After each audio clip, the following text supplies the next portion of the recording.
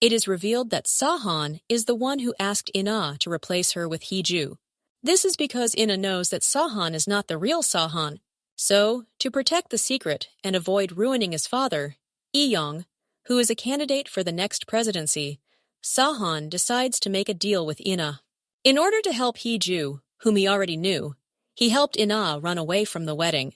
Sahan saves her from the explosion, and the news reports the recording between Hee-ju and Sahan, because Sahan is the one who released it to the news, planning to catch the culprit himself. As he said, it is very easy for him to turn a lame scandal into fake news since the whole nation trusts him. He returns home after the explosion and tries to check if Hee-ju has the unique mole, because Sahan is trying to catch the culprit but can't, and he gets angry, thinking that Hee-ju might be having an affair with the culprit. That's why he tells her, "You don't know what I'm trying to do or what I'm trying to see, right?" Pretending not to know what Sahan is trying to check, Hee-ju just stays silent. After finding the unique mole, Seon becomes even angrier, which proves that the photo really belongs to Hee-ju. With this, he, who was sure he knew everything about Hee-ju, discovers another side of her that he didn't know. This results in Seon not wanting Hee-ju to go out and meet anyone, but Hee-ju insists on going out. So, under the excuse of checking for hacking, Yeon is able to spy on Hee-ju's phone and read her messages. Taking the opportunity to thank Yuri for helping him create the news from the recording file, Seon invites her to lunch at the same location where Hee-ju and Sang-woo are meeting. Hee-ju meets Sang-woo because he told her that he would reach out to her when he was going to the station. As Yuri happily greets Seon, Hee-ju turns around and is surprised to see him there. Seeing Hee-ju flustered, Seon purposely greets her, saying, "Interpreter Hong Hee-ju?" He then introduces himself to Sang-woo and mentions that he knows Hee-ju because she has accompanied him before and is now planning to become the presidential sign language interpreter. Since they almost know each other, they end up sharing the same table. As Seon becomes suspicious of Sang-woo, who suddenly appears around Hee-ju, he observes him and asks whether he has feelings for her. Seon also admits that he is interested in Sang-woo. As things get tense, Hee-ju pulls him aside to talk.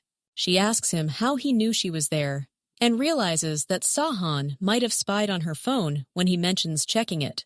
Seon then asks if there is anything he shouldn't find out. She responds by asking if he suspects her and Sang-woo.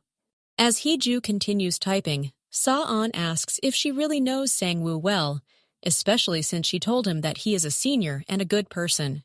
But for Seon, Sang-woo is just someone who suddenly appeared around her. He then questions how well she knows him, given that they've known each other for almost 20 years. He also tells her that he thought he knew her well, but the person he knows might not be everything about her. For reference, Sang-woo is not part of the original story.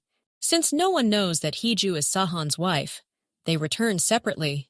At home, Hee-ju's car suddenly experiences the same things she went through before. Someone hacks her car, and it is the culprit coming to find her.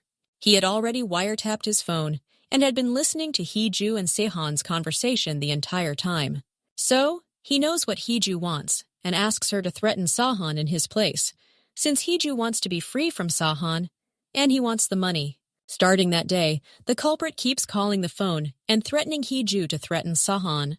However, knowing that Hee-ju won't do what he wants, the culprit makes another call to her using her father's phone, showing her that he has her father in his possession, which surprises her. Hee-ju doesn't know what to do, and as she becomes unfocused, Seon helps her. Realizing what she can do to help her father, Hee-ju uses the phone to call Seon and threatens him with her father. Getting this call makes Seon angry, as the culprit dares to touch Hee-ju's father. So, Seon uses everything at his disposal to try and save Hee-ju's father. When he sees that Hee-ju is still sad, he approaches her and tells her that her father is safe. Because of this, Seon will hear Hee-ju's voice after a long time. Hee-ju then rushes to see her father and is relieved to find that he is safe. At home, Hee-ju suddenly stops Seon, seemingly wanting to thank him for what happened. But realizing she might still be scared and messy, Seon tries to clean her mouth. Trying to ease her worries, he decides to stay with her. Even though Hee-ju quickly takes her pillow from him, it doesn't make Seon angry, and he still decides to stay by her side. He tells her to think of what happened as a bad dream and forget it all. Hearing this makes Hee-ju realize the sides of Seo-han that she didn't know, especially since she had only known him as a cold husband. Tune in for the next episode, as Seo-han won't give up on her when Hee-ju tries to threaten him again. I hope you all enjoyed this video. Thanks for watching, and I'll see you in the next one.